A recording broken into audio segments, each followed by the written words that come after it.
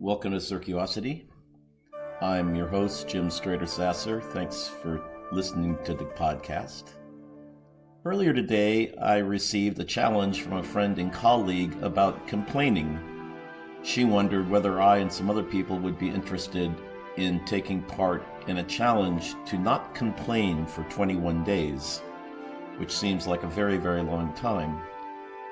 But this challenge made me think about a continuous improvement model that I learned many years ago, and I thought to myself, maybe the PDCA model is a way of addressing complaining and how to change it.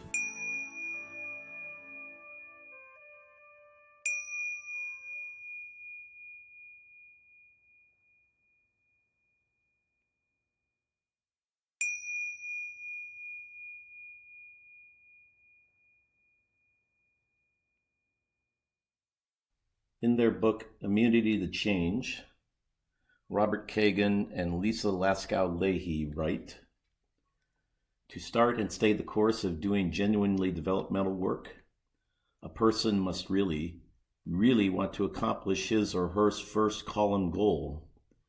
It is almost never enough to have a goal that just makes sense, not even one with compelling logical reasons behind it.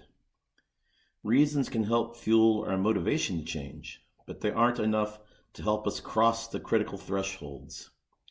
Reasons tap into the ought and should realm of inner talk. We must also experience sufficient need or desire, visceral feelings, which is why we say they come from the gut."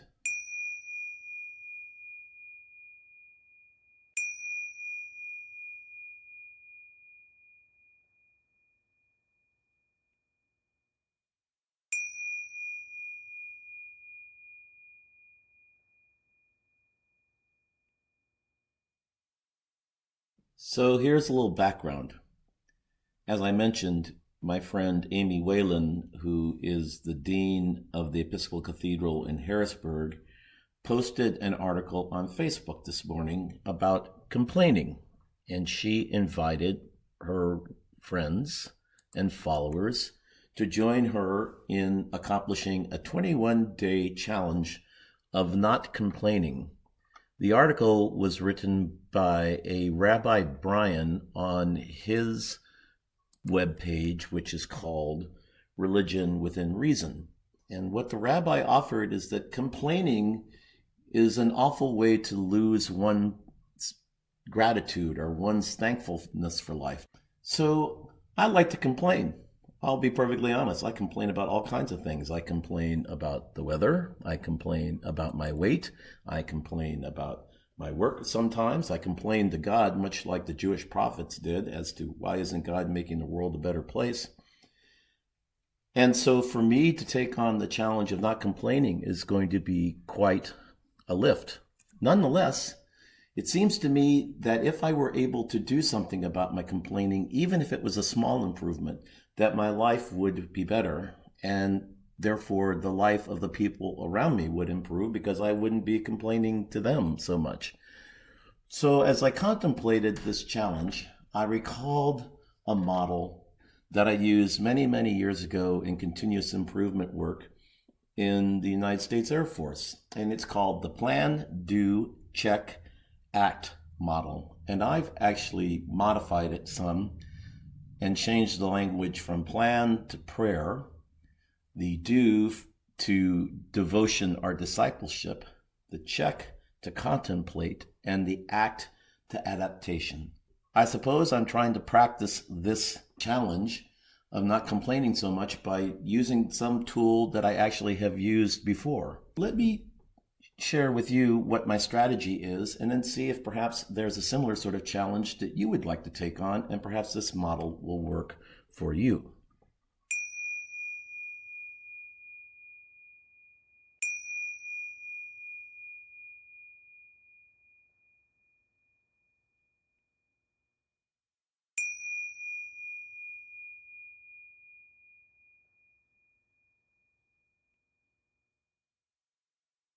Dr. W. Edwards Deming introduced the plan, do, check, act model back in the 1950s while he was working with companies like Toyota in automobile manufacturing in Japan.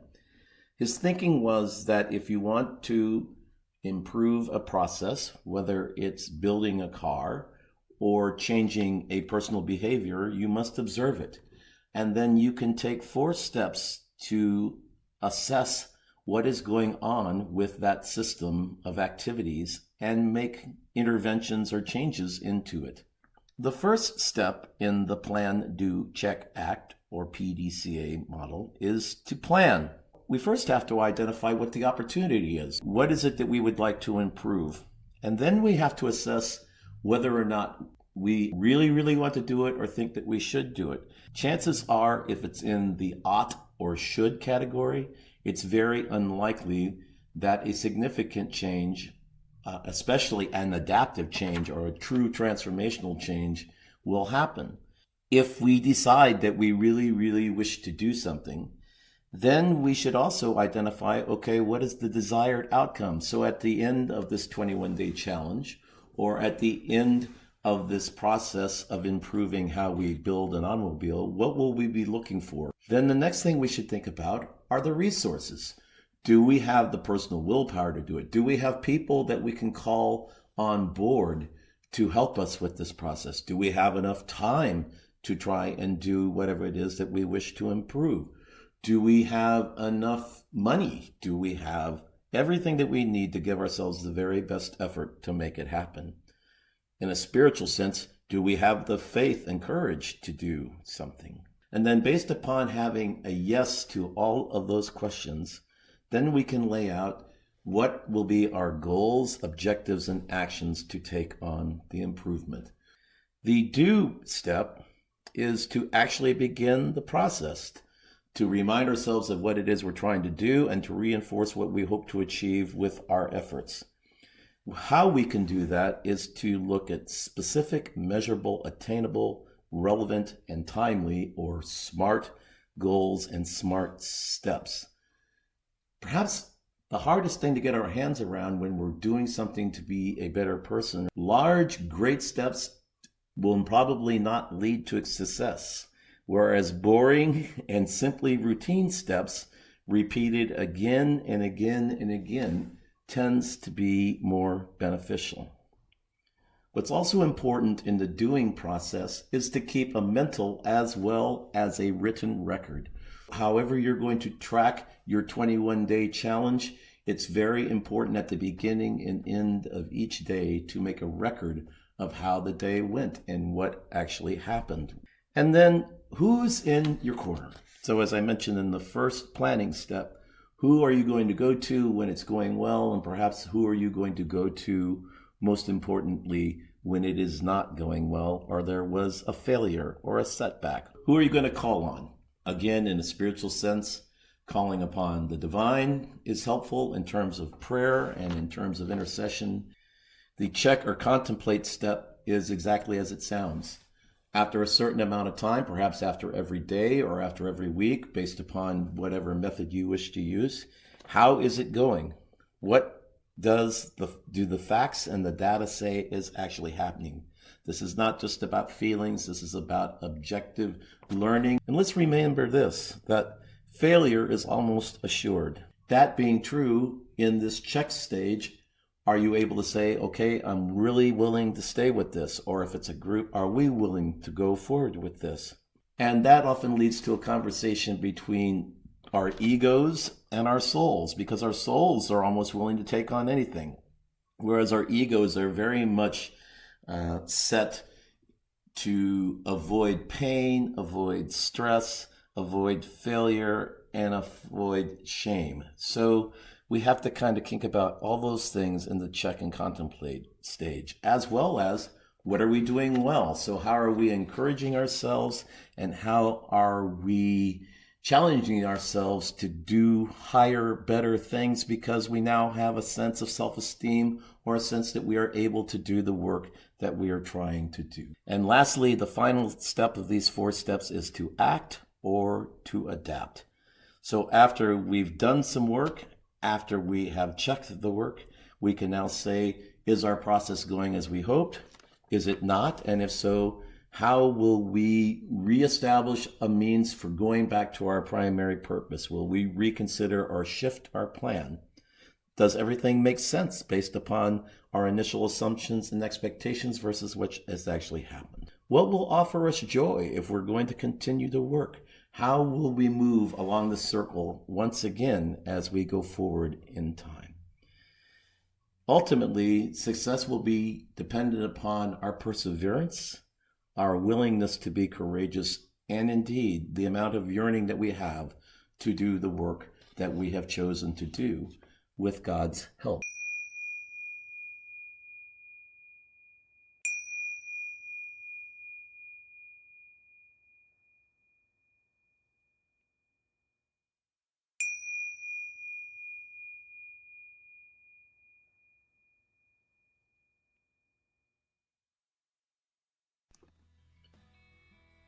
So let's see if I can bring this all together using my own 21-day challenge to complain less.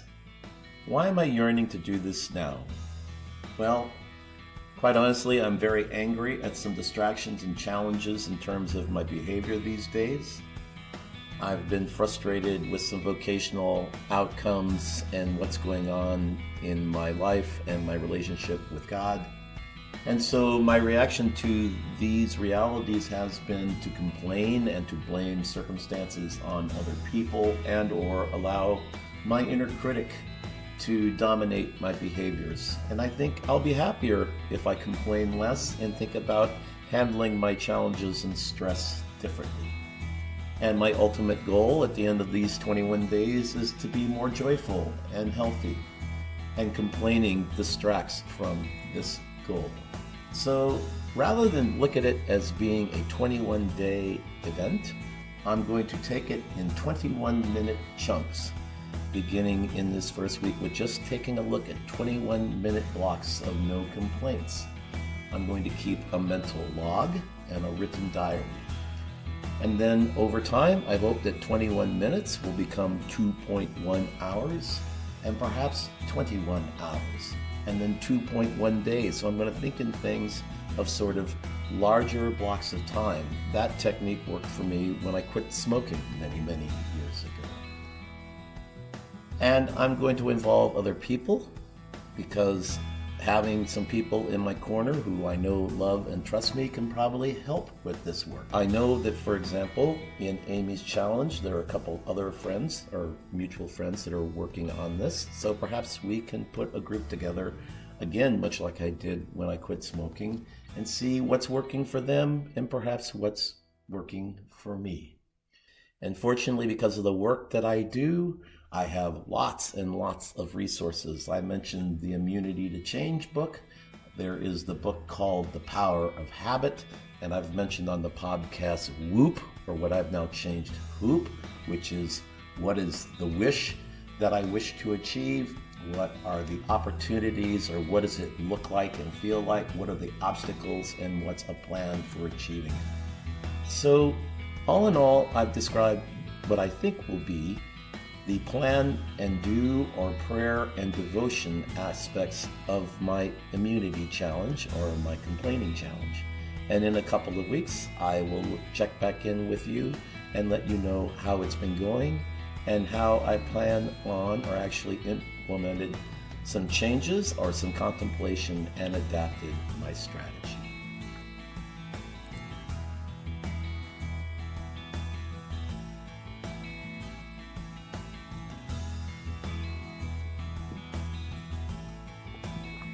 Later on in their book, Kegan and Lahey write, "A prime source of this fire in the belly comes from feeling that if we don't change, we are putting something we love or something we care about at risk. So a gut-level urgency to lessen distress, one's own or another person's, is one common driving force for individual change. Gut feelings can prepare us to take action either because the cost of the status quo has become intolerably high or because we've experienced a burst of hope from seeing a way forward that was never clear before."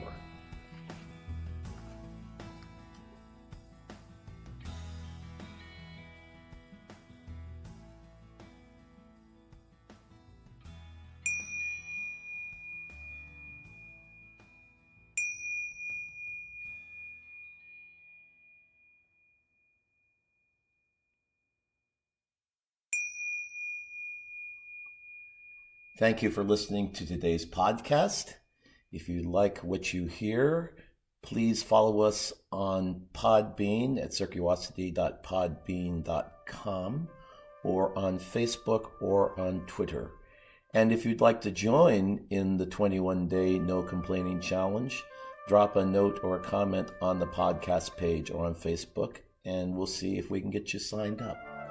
And also, if you think the podcast is worth sharing, please do share it with at least one friend this week so that more of us can help one another make the world a better place.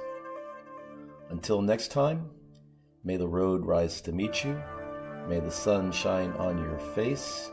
May the wind blow gently at your back. May the rain fall lovely on your fields. And may the weather not be too hot wherever you are. And if you happen to be in the way of a hurricane, may God give you special safety and security. And until we chat again, may God hold you in the palm of a divine hand. And God's blessing be with you today and always. Once again, thank you for listening, and until next time, bye-bye.